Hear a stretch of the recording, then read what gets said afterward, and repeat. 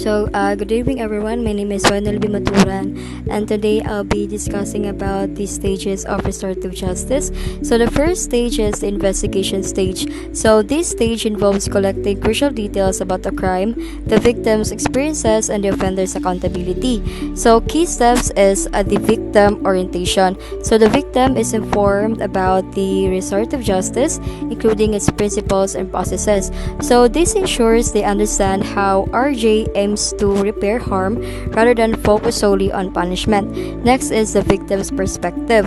So, investigators gather information about how the crime affected the victim emotionally, physically, financially, and socially. So, these insights help determine the impact of the crime on the victim's life, family, and future. Next is exploring solutions. So the victim will provide suggestions for addressing the harm, such as financial compensation, apologies, or community work by the offender. So kanina suggestions, it will help shape the resolution process. So all this collected information will be documented in various reports, such as the courtesy investigation, the pre-sentence investigation, and the pre-parole or executive clemency investigation. So, good evening everyone. So, I'm Michael J. Morial from Group 6. So, my topic is restorative justice outcome. So, there are 4 outcomes. So, first is the restitution, second, community work services, third, counseling, and last, family therapy session. So, first is restitution. So, restitution is when the person who caused harm takes responsibility for the money or other losses they caused to the person they hurt. So it is important right for victims and help them move forward. So courts often require offenders to pay back. The victim also learn to be more responsible and considerate towards others. So the person who caused harm must follow these rules. So ang restitution daw is ang pagbayad sa ilang damage na na-cause. So it's in restorative justice daw means that the offender acknowledge the harm they caused and agrees to compensate the victim. So naslay kasabutan. So either financially daw or lain na pamagi in other ways.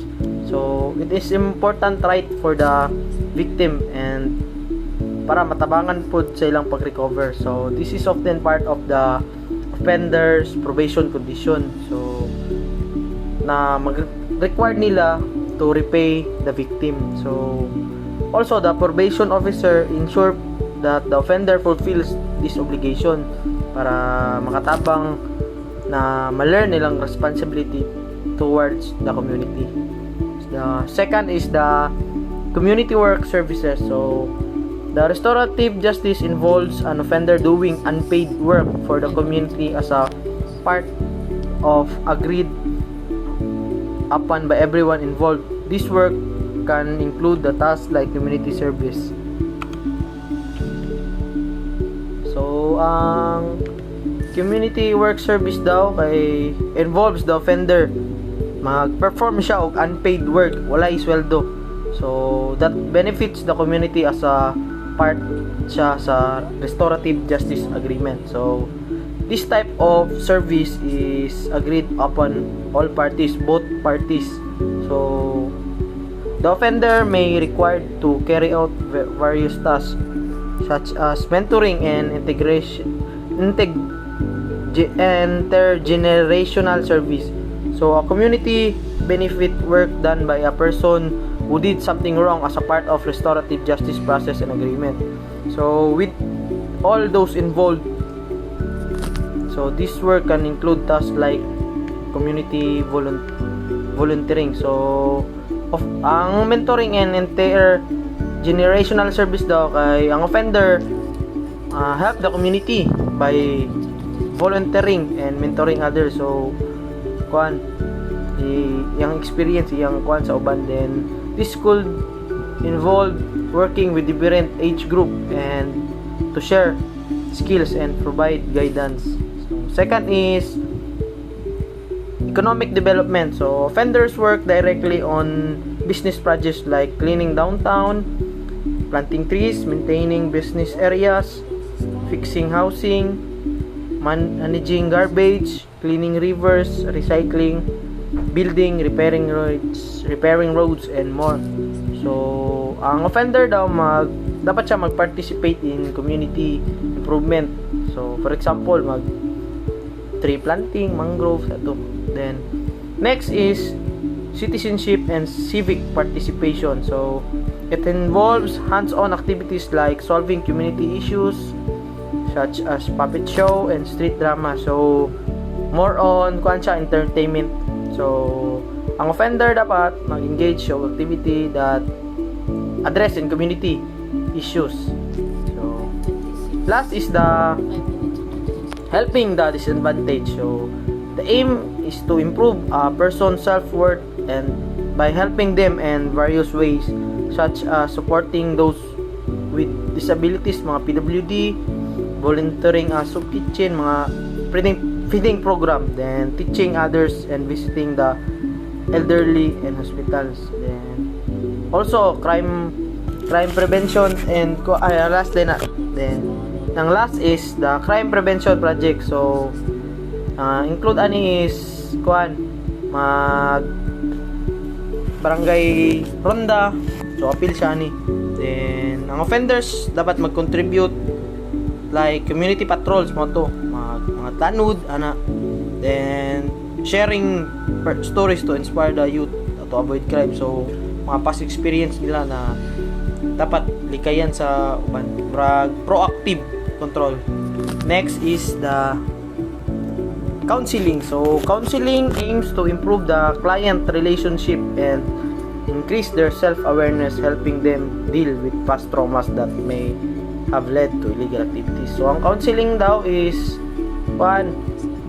dapat tabangan niya ang offender na understand their problem and unsaon pag-improve how they relate to others. So it can done alone, individual or with a group or with family. So ang goal sa counseling is to help them recognize their mistake and deal with their past traumas na nagalit sila para magbuhat og crime.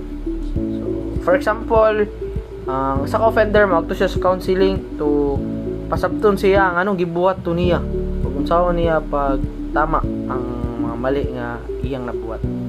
Then last is the family therapy session. So it aims to develop healthy personal relationship within the family and to establish open positive communication between family members and significant others. The family members should be oriented in their individual responsibility and roles.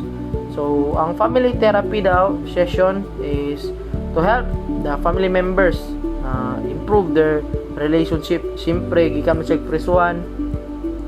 So dapat as a family we need to help to communicate better. So it teaches each person their role in the family and how to support each other. So mao lang to guys. Thank you. Good day everyone, my name is Jayla Emelirang and I'm going to continue the report of voluntarism. So voluntarism in Republic Act number 9418, or also called Volunteer Act of 2007, is an act institutionalizing a strategy for rural development, strengthening voluntarism, and for other purposes. So voluntarism is an act of contributing free labor to conduct community service or support a non-profit organization rather than receiving a financial reward for volunteers, change the lives of their community members out of the feelings of social responsibility and desire to give back. So ibig sabihin, ang voluntarism is something that you work for without asking for a certain reward or for money for reward. It's just pure help that you could contribute to the community. So it is first established on Section 28 of Presidential Decree number 968, the Probation Law of 1976, or also known as Probation Aids. The new name is amended and was made on the Presidential Decree 968 through RA 10707 from Probation Aids to Volunteer Probation Assistance, or ginatawag na to siya og the PPA. So dati ang tawag sa iya is probation aids. Nowadays, in the recent is ang tawag sa iya is volunteer probation aids. So na-revitalized siya through Executive Order number 468 nga gitask sa PPA nga ang PPA is to recruit, to select, to train, and rehabilitate of offenders along the area of kanang ilahang vicinity to for crime prevention. So the next one is the advantages or objectives of volunteerism.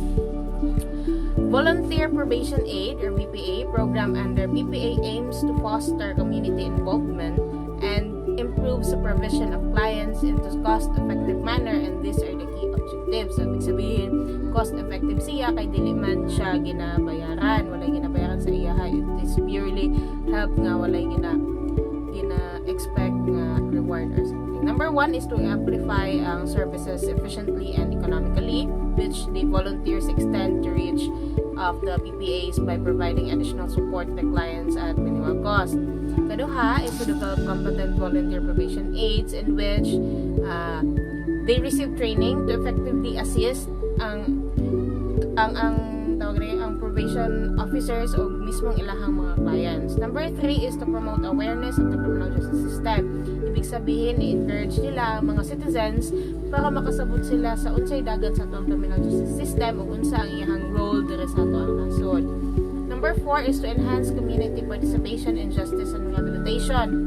Kani nag-promote ni siya collaboration or partnership between the communities and the justice system in crime prevention and offender treatment.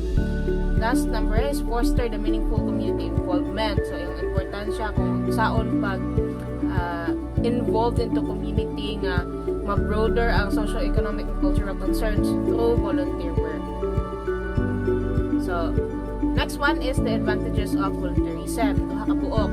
It opens the opportunities for community involvement and leadership. Number 2 is to reduces government cost in correctional supervision, which is na explain ako kanina. Number 1 is open up opportunities. It emphasizes the VPAs empower youth leaders, barangay groups, and civic organizations to contribute social development. Ang example ani is for example, youth group partners with VPAs and mag-hold sila community workshop on restorative justice. Kaduha is monitor siya is to volunteer helps monitor parolees' progress, saving governments from hiring additional staff. So that would end my report and i-continue siya sa next report. Thank you so much.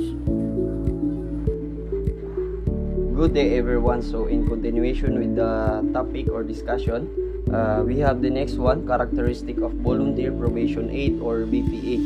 So as a good BPA, they must possess qualities and ensure full clients' welfare and adheres to PPA goals. So they are the following. First one, show unconditional support. So express consistent care even when behavior is challenging. This means that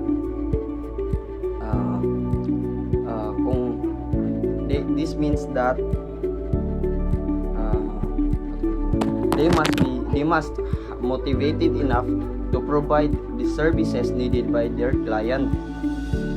Then next one, we have the introduced positive experience, expose clients to constructive and uplifting activity. As a BPA, they must encourage their clients to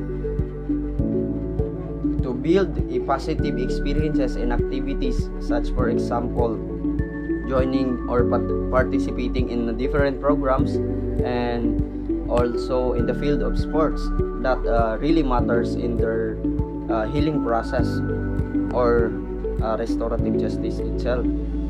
Then next is understand responsibilities to PPA and clients. Stay committed to dual role or supporting the clients while upholding PPA's objectives. That this means that PPA also hold on the objectives of PPA for the main purpose of healing or restore any harm caused by the offender to the victim and as well as in the community. ginatawag siya dual rule kasi naga-work ang BPE together with PPE for the healing process na ginagawa nila para sa offender and sa victim also.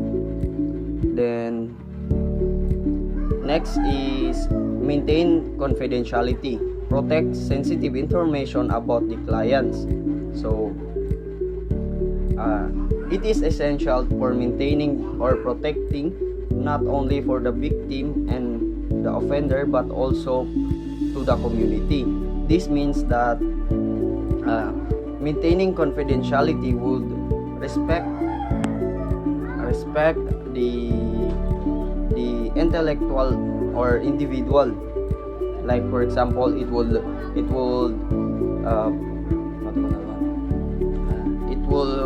respect and maintain the dignity of individual.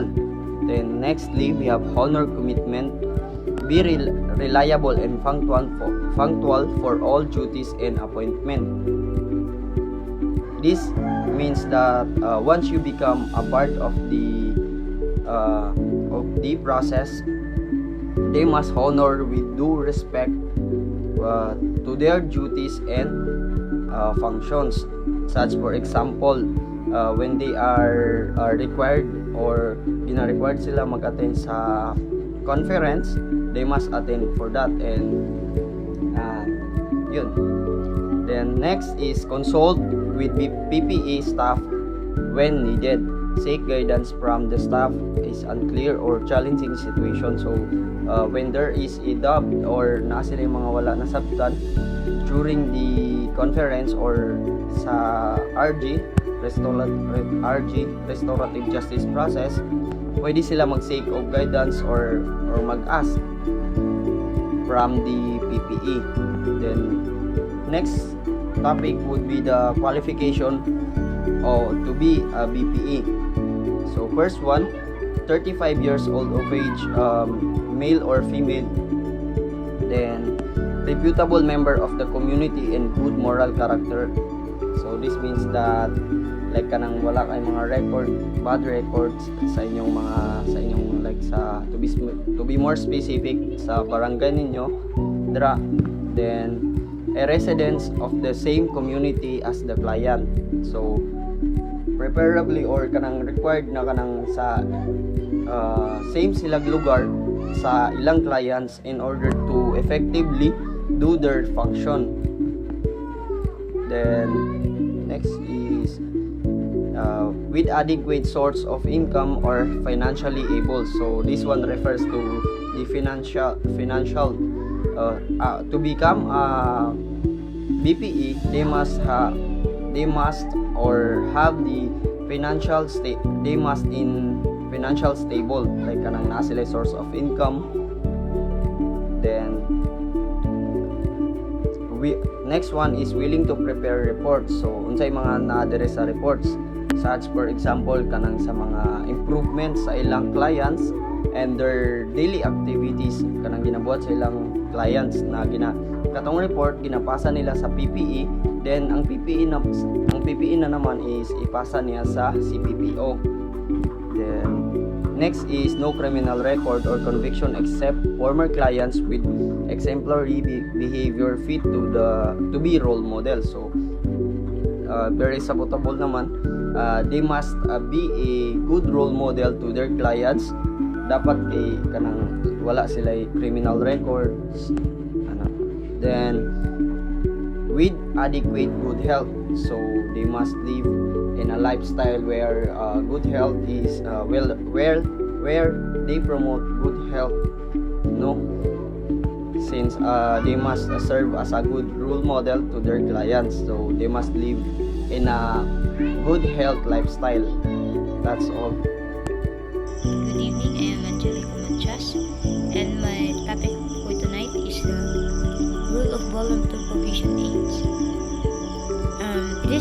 They are supervised a maximum of 5 clients at any given time, and also work closely sa mga CPPO or OIC to discuss treatment plans and status of clients, and we have submit monthly. They also submit monthly accomplishment sa report to the CPPO or OIC, to other report required. And also we have perform such other task, as may be assigned sa OIC, or CPPO. And we have other resource individual, resource speakers on voluntarism, restorative justice, therapeutic community, and other topic. We'll counselor to client who need help, kailangan ng tabang. And then we have donors, sponsor, or referring persons. Then we have a program coordinator of client activities, and act as a mediator, restorative justice, implementer, or therapeutic community facilitator. And we'll move on in other slide. We have functions and responsibilities of volunteer provision aids. So we have work in close consultations, operations, or supervising officers. And we have keep all the permissions. The functions nila is to keep all the permissions and account supervised and strict confidentially, maintain honest and devote substantial quality time. And we have perform following task. We have offer guidance and counseling sa LAA. Then we have act of a placement of a facilitator, and then we have implement treatment to objective as a provided in the program of supervision. We have for appropriate spiritual, mental, the social and emotional, and also we have physical or health needs, as act as a resource individual. And then we have endeavor to heal relationship among the victim, client, and the community. And we have also attend to TC or RG or restorative justice sessions. And then we have activities as may be required. Then the last is assist sa other rehabilitation activities for client as necessary.